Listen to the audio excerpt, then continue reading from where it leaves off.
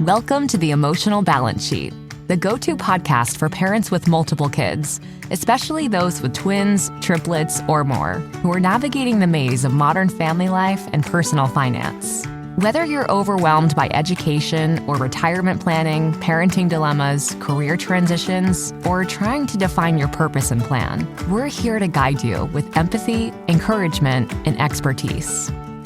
Hosted by Paul Fenner, founder of Tama Capital, a certified financial planner and parent to 4 kids, including a set of triplets. Our podcast is your ally in the quest for financial peace of mind, proving that money matters, but family comes first. Subscribe now and join our community of empowered parents at tamacapital.com. This podcast is for informational purposes only and should not be relied upon for investment decisions. Clients of Tama may retain positions in the securities discussed in this podcast. What does comprehensive financial planning even mean? At Tama Capital, it means a family office where lifestyle planning such as retirement, college, portfolio management, and tax prep and planning are all under one umbrella. But it goes beyond numbers. We focus as much on the emotional side of financial planning as we do on the financial side. We get you. We understand your challenges of building a family, business or career, and a healthy life. We are devoted to wealth planning for families like yours because we are you. Learn how our family can help your family by visiting tamacapital.com. Every day, we are surrounded by our emotions. But how can we use our emotions as information rather than be bullied by them? Our resident therapist expert, Dr. Jennifer Dragonette, joins us once again to discuss this concept of emotions as information as we explore how our feelings significantly impact our financial decisions, careers, and overall life choices. Dr. Jen shares practical techniques to navigate powerful emotions like fear and anger, emphasizing the importance of mindfulness, grounding, and really understanding our values. She also introduces the concept of agency, which helps us recognize that we have more control over our lives than we might realize. Whether you're dealing with a career setback, relationship challenges, or just seeking to improve your emotional intelligence, this conversation offers valuable insights and actionable advice. We also highlight the crucial role of a supportive inner circle and how to effectively utilize our emotions to make better decisions and move forward. Please enjoy my conversation with Dr. Jennifer Dragonette. Well, Dr. Jen, welcome back. I think that's how we're going to introduce you these days, Dr. Jen. Sounds good. That's me.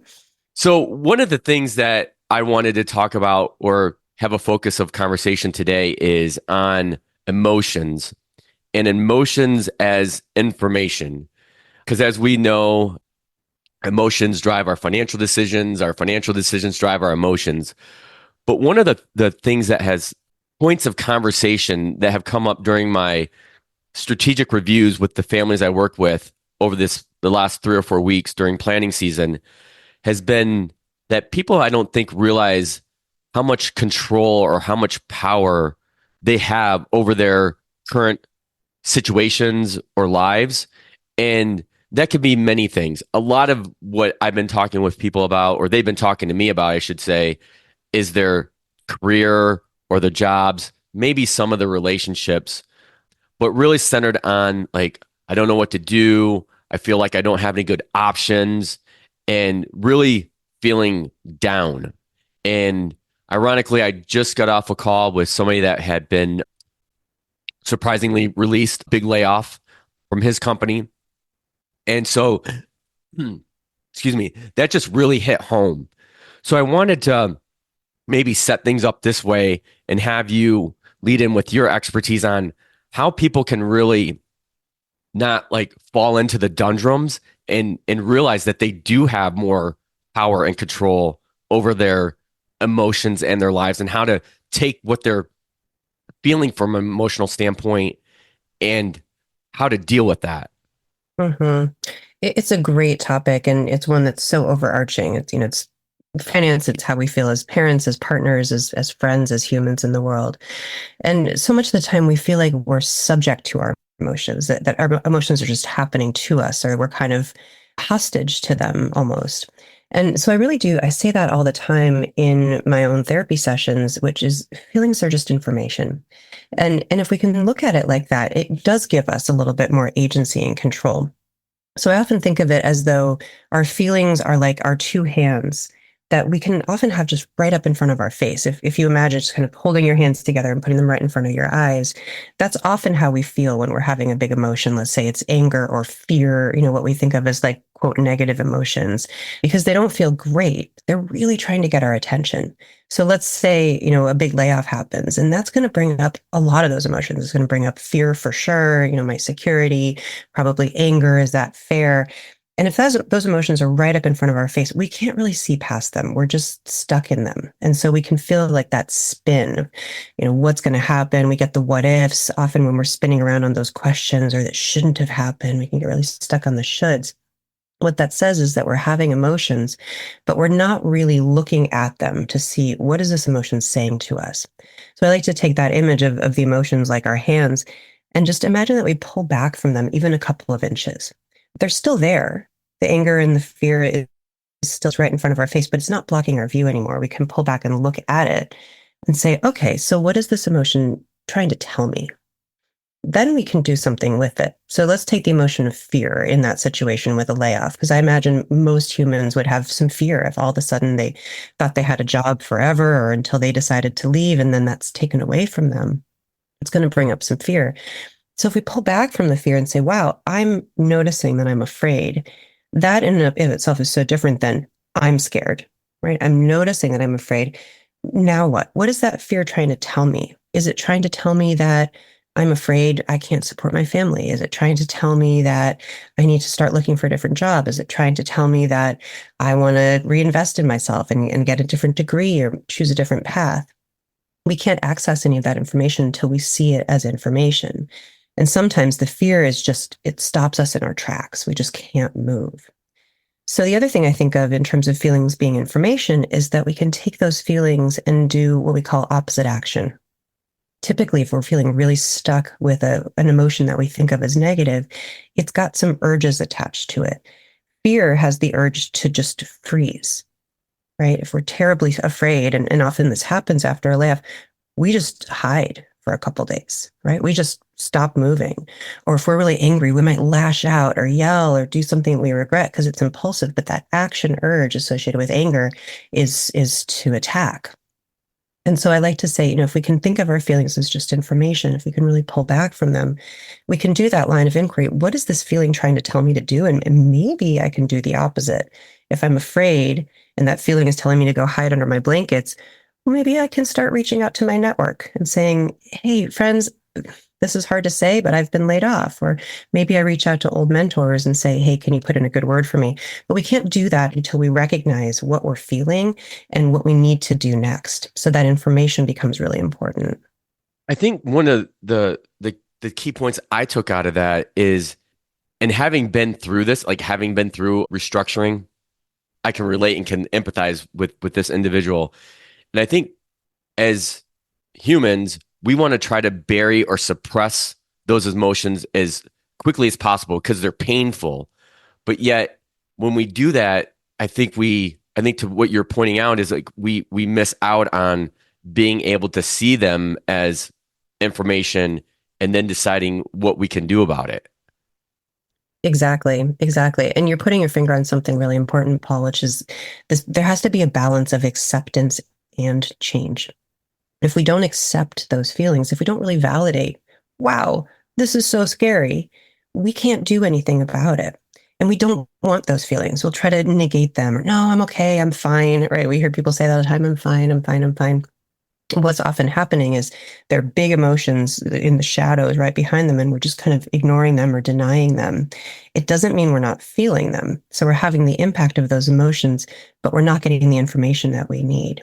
So validation and acceptance, it doesn't mean that we like it. It doesn't mean that we like, being laid off or being afraid or being angry or feeling violated. And we have to acknowledge that it's happening. And so with validation, I really work hard, in myself and with my clients to start saying, okay, it makes sense that you feel that way.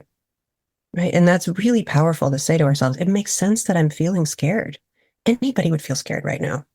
It makes sense that I'm feeling angry. It makes sense that I'm feeling sad. And what do I want to do with that feeling? When we can do both of those, then we have agency. Acceptance without change is we're just stuck. And change without that validation or acceptance feels really invalidating. And it feels like, oh, just get over it and move on. We don't do very well in those situations either. So we really need to do both. You've mentioned that word agency now twice. Can you define that or help us get our arms wrapped around that? Because I'm not sure if everyone will know what you mean by agency. Mm-hmm. Yeah, I deliberately use the word agency rather than control because I think we kind of think of control as a bad word sometimes. Although, in many ways, control is what we all want to do. However, when we're trying to control, it's like this kind of rigid, I don't accept things the way they are. I want them to be different. I think of agency as, that way that we can take on, all right, I choose my next steps. I choose my next behavior. I choose what I do with this feeling, kind of putting ourselves in that witness observer self where we are the drivers of our own bus. Yes, we have passengers on our bus that might be saying, but this is scary, or that's wrong, or don't do that. And the agency is remembering I'm driving my bus, right? You voices and you worries and concerns can come with me.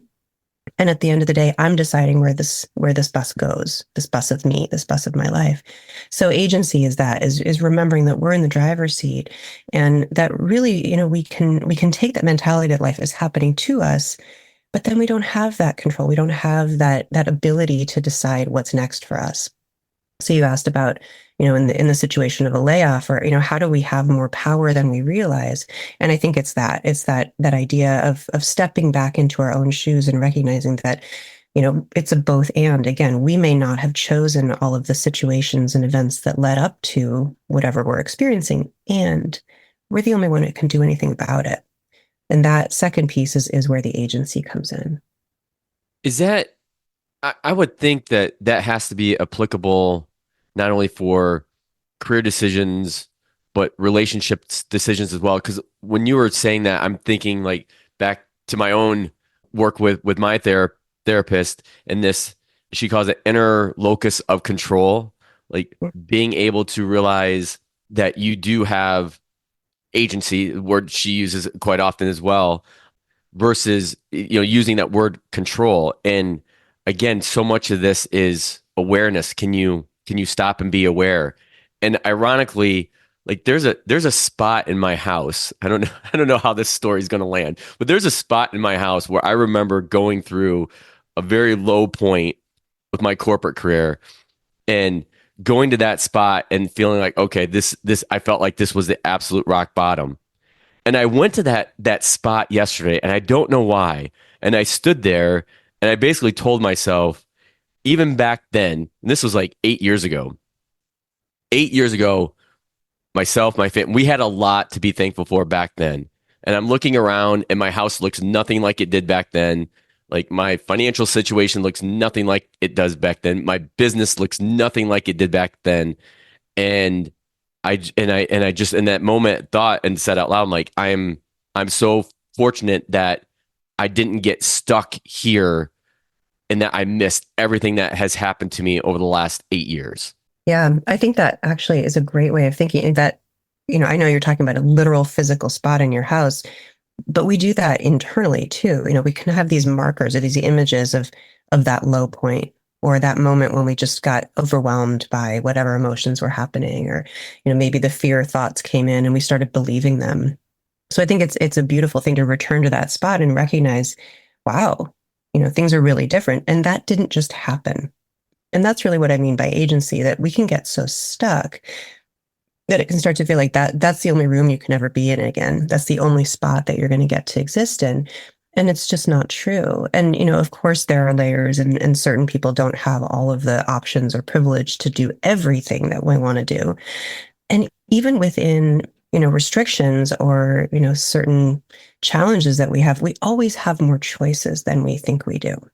And sometimes that choice is just to keep moving, in the direction of what's important to you, even with all of those emotions that are flooding or saying, no, you can't, or, no, you're the one who is not going to be, everybody else can do this, but you can't do it.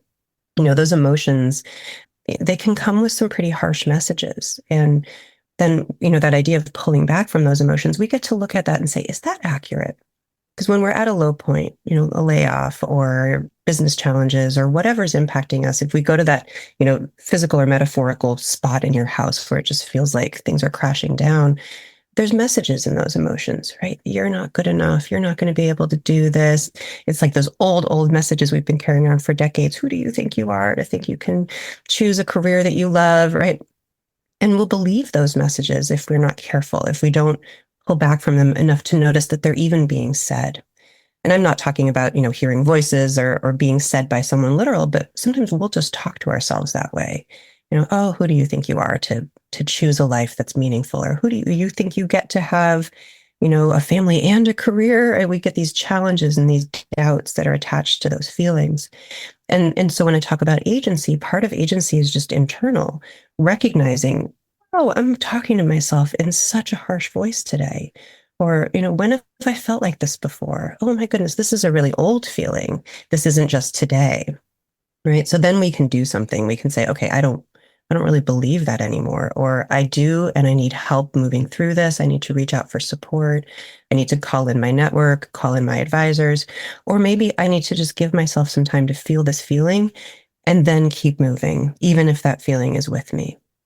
What is the action item? And I know this is a loaded question, but what is the action item that allows you to, after like knowing like, okay, I'm experiencing this emotion, whether it's fear, anxiety, I'm having like inside out two thoughts, like all the emotions.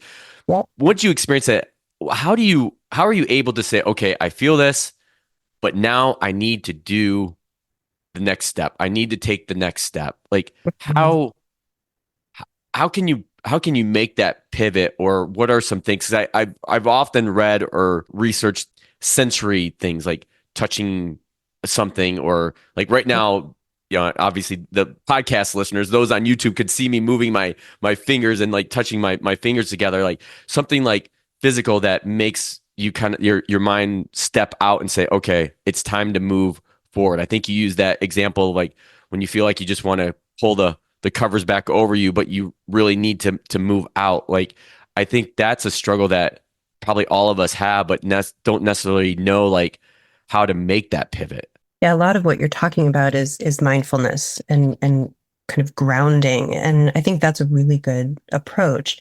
What I'm talking about, this pulling back from emotions, that's mindfulness. That's paying attention in the present moment, non-judgmentally to what's actually happening.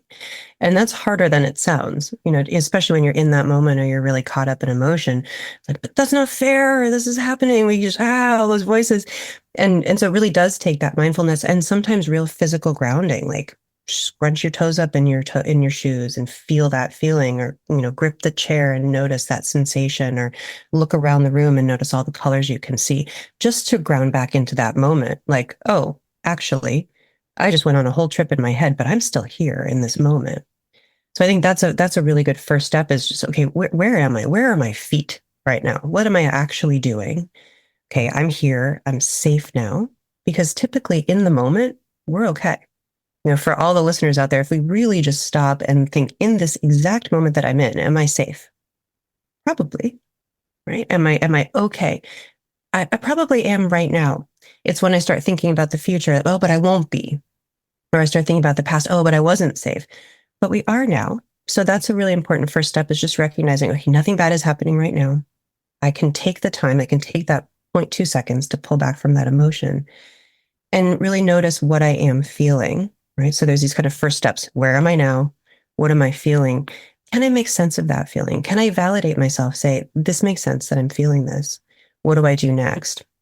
Because that's where we start to get that internal locus of control, like your therapist talks about, that I'm doing this for me, not because someone's telling me to. And then you asked about, okay, so how do we make that next step? How do we move forward? What I like to think of it is, what are my values? And at some point on the podcast, we could even do a values exercise to show people how to really hone in on those. I'm smiling because that is something I talk about talking about making pivots. That's a major pivot that I've done within the firm and the families I work with probably over the last 3 or 4 years, is to get people centered or focused on what is their purpose or purposes, and then what are their supporting objectives that they want to do to achieve that purpose. And that purpose, 8, 9 times out of 10, is non-financial. Their feelings. And so I knew we were going to get to this eventually, but yeah, that'll be another conversation for us in the future to have. Yeah, I really love how you approach this because it's exactly how I think of it too. We're just in these different worlds. Because I think if we know what our values are, and they can shift and change, it's good to check in on them periodically. Is that still my top value? Or are these domains the most important things to me? When we know what's important to us, all we have to do is move in the direction of those values. A value is not a goal, right? If we think of it as like, yes, that's a very important point, I think. Right. There's not a checkbox that we got to I have attended to my family. Check. It's not like that. So we're always going to be able to move in the direction of that value. And it can be the tiniest move. It can just be a millimeter in the direction of that value. But that's shift. That's change. That's going to be the thing that starts moving us toward the life, the emotions, the thoughts, and feelings that we really want to be having. So it's really about behaviors. And we're talking about feelings. And then what we do is we move our feet in the direction of what's important to us. We do something with our behaviors to say, okay, I say that my family is my top value. Am I living that way? And what does this layoff bring up for me? Maybe it's showing me that I can pivot and pay more attention to this different value. Maybe this is an opportunity. And I think that's where we start to feel like we have our own personal power back. I'm not sure. Are you familiar with Dan Sullivan? He's the founder of Strategic Coach. He wrote a book, and I'll put a link to it in the show notes, called The Gap and the Gain. And I probably read that 3 years ago. And it took me long enough in my therapy sessions over years to figure this out. But in reading that one book, it was like the light bulb went off with what you just talked about, is having this vision of the horizon, and the horizon's always moving. You can never get to the horizon, but that doesn't mean that you're not getting better or not accomplishing your objectives or your goals. But I think people think of goals as objectives, and that's not the right way to see it. The way to measure your progress is really only to look back and see how far you've come, because that horizon, as you move forward, is always changing. It's always moving. It's never going to be, it's always out of reach, I should say. Mm-hmm. So I thought that was really interesting. I just wanted to point that out.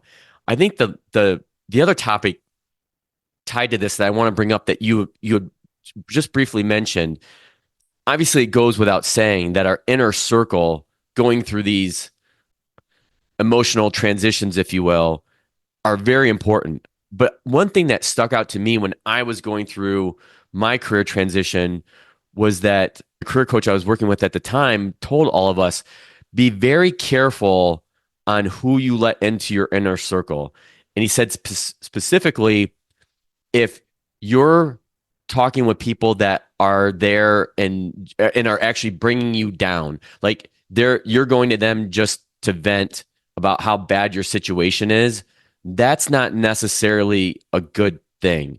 And I would love to get your thoughts on that, because I think it's can be very overlooked. Like, you're just talking to, your husband, wife, spouse, partner, and sometimes they might not be the best person to talk to. Yes, it's a really good point. So there are a few things I want to touch on in there. I'll touch on the last part first, which is that, your husband, your spouse. In modern times right now, we are expecting our spouses to be everything for us. It wasn't always that way, right? So currently, our spouse is supposed to be our best friend, our parenting partner, our financial partner, our business partner, our sexual partner, right? It's like, really, how can That's a lot of hats. Be all of those things as well as we want them to be? And I do think it's okay to diversify and to have your spouse play some important roles for you. If they're not your best source of emotional support, that's okay. It's okay to have other people. Brene Brown has a really nice approach to this in her book, Dare to Lead, which I like a lot, which is, she calls it the square squad, which is take a 1 by 1 inch square and write in that tiny little square the names of all the people who truly understand you and can support you. And those are the people that you turn to in these hard moments. It's not that many people. We can't fit that many people in a 1 by 1 inch square. And that's on purpose, because we want people, just like you're saying, when we're really down. I have a list of about 5 people who I can turn to, who I can just say, I just really need to vent right now. And they will say, vent away.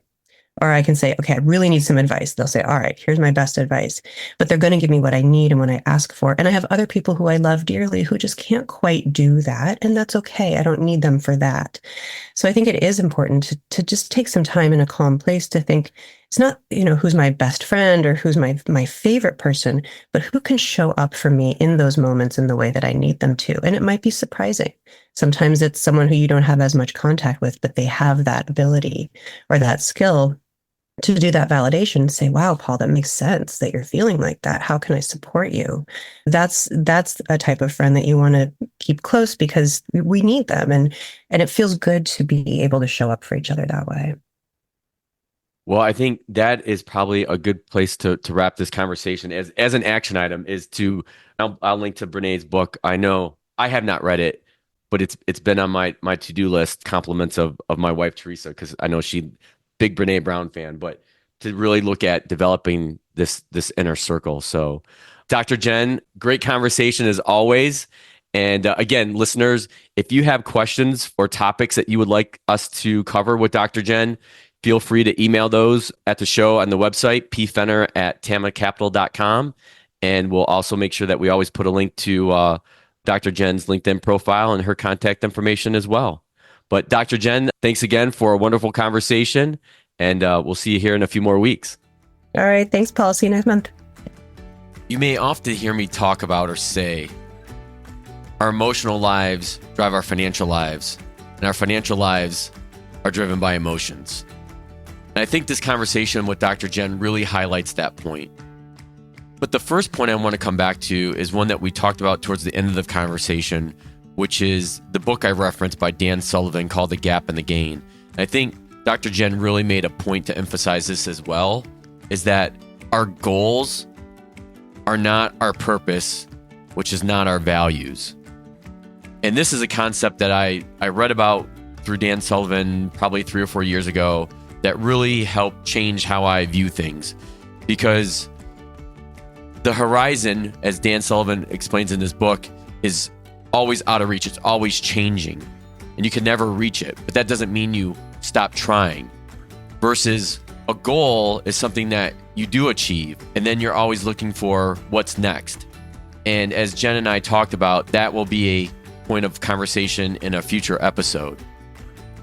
One of the other things I really want to get back to that I think is an actionable item is to build a supportive network. Jen referenced the book Dare to Lead by Brené Brown. I've not read that, but I'll put it on my to-do list. But going through an emotional transition, you need to find the right people to be in your inner circle. And sometimes it's not always, as we discussed, your spouse, partner, significant other. Sometimes you need to talk to them about certain things, but then other topics, they're not the right person to talk to. So finding and building that inner circle when going through any kind of life transition, I think is critically important. And then just overall, as Jen emphasized, she used the term agency over and over, of being the driver of our own bus and recognizing and validating our emotions and how we can take control of our actions, and we have more control than we realize.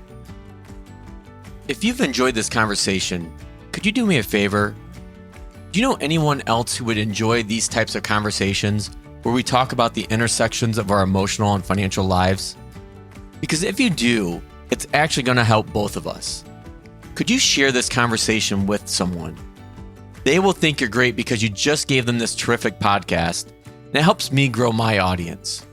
Or you can tell them to go to tamacapital.com. Thank you so much, and we'll see you next time.